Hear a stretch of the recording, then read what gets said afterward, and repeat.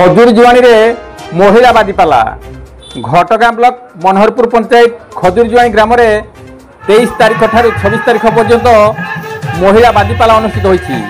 एथिरे नयगढ़ जिलार गायिका उर्मिला साहू एवं भुवनेश्वर गायिका सुभद्रा बेहेरा पाला परिवेशन करथिले। आखपाख अंचलरू बहु लोक पाला देखा रुंड होइथिले।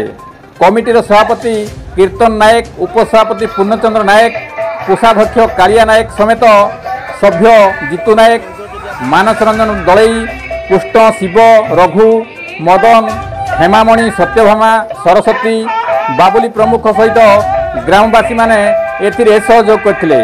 Kavindra Raut report, KD news.